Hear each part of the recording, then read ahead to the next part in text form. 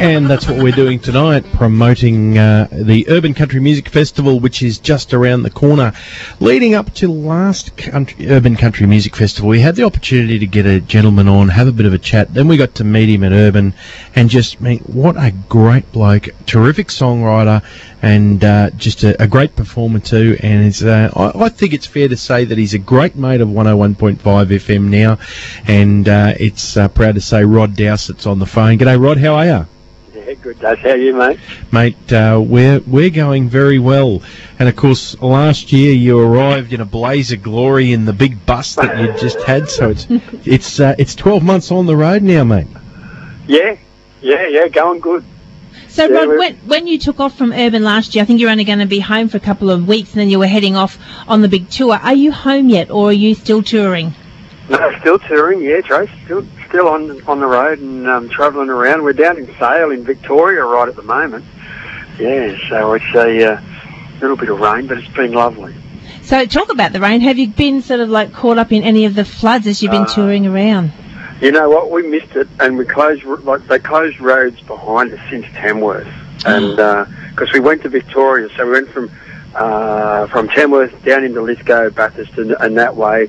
And then down into Victoria, and they literally shut the roads behind us. And then when it was flooding in Vic, we were sort of Warrnambool and down that end of the world where they were sort of still wanting some water, and we missed it all. So we're very fortunate. That's great news for you. I've got to share a funny story with you, Rod. Yeah. Had a guy ring us here one night, and he rang me when Underbelly was in full swing. Okay. Yes, that's right. He rang me when Underbelly's in full swing, and he said, I bought a CD from Rod Dowsett when he was at Urban Country. And I said, well, that's good news. I didn't know that the story's going anywhere. He said, did you know that he's got a song on there about Underbelly? And I didn't click it together but we spoke about this last year. I think it's probably time because of the success of Underbelly Razor. You were way ahead of it, weren't you? Oh, way ahead of it, mate. And you know, that's the funny thing. When you write something like that and you play it, and then they promote it like on a TV show. At Tamworth, this guy came up to me and he said, "Oh, mate, geez, you ripped that TV show off good, didn't you?" You should have got onto him and said, "I've got the theme song." Oh, look, I tried, Trace. Don't worry. But trying to get through to him, there was, I think, my producer was at a industry night with Shane Nicholson, and there was a few guys from Channel 9 there, and Pete emailed me frantically saying, "We've got some contacts, direct lines into it, let's get it in there." But, you can only try. It never sort of come around. But anyway, as long as I got it out there and wrote the yarn before they all got their bit to it, that was fine. For those who aren't aware, on the title track for the Bad and the Beautiful, Rod's CD was all about Tilly Devine, the evil mistress of Razorhurst, I suppose, or Darlinghurst as it's known now. Exactly right. And it was a fantastic story to research and get into. There's an inlay in Keller Street down there where the gang war was. And people walk over that every day, and it's in white and amongst all the bitumen, and it takes up a good part of the street. And I just wonder how many of them really realise, the history. You look at, being down here, we've been to Sovereign Hill and a few places down here, and you get into the history and the Wild West that we had in Australia was just as equal to that American Wild West, Well, after watching Underbelly, you believe that? I've gone, oh my goodness, I was in absolute shock. And then because we sort of related the song and the show at the same time, I was like, oh my gosh. Yeah. So you really, really did your research on that one, I can tell you. It's amazing. Yeah, no, thanks. And that's what it's all about. You've got to put the research in and get it right, get your facts right, especially if you're going to write about history, So, Rod, the best place for you then at this year's Urban Country Music, well, obviously anywhere, but is the Songwriters Cafe, because that is where we can get up close and personal.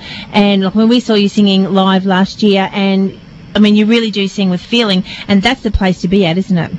Oh, for sure. I've been really fortunate. I've had something to do with urban country since its initiation. Like the very first one, I busked for the first 2 years in the town, and then was asked to come and do the singer-songwriters thing, and I've been part of that every year thanks to Denise. That's been really good, you know. It gets me up there and puts my songs across, and it's such a fantastic platform to be sitting on to get your songs across, not only for the public but for me, because there's artists that you sit alongside that you've admired all your life, you know, or you've watched them develop and stuff, and you think, oh wow, I'm sitting beside this guy now singing, you know, like that's really cool. I dig that bit of it. Yeah.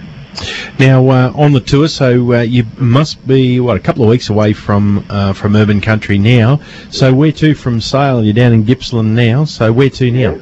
Yeah, we've got a couple of here. There are 3 gigs here this weekend around this area. Then up to Mount Beauty next weekend, the 27th, 8th, and 9th. There's a music muster there, Mount Beauty Music Muster, and that'll be a little chilly.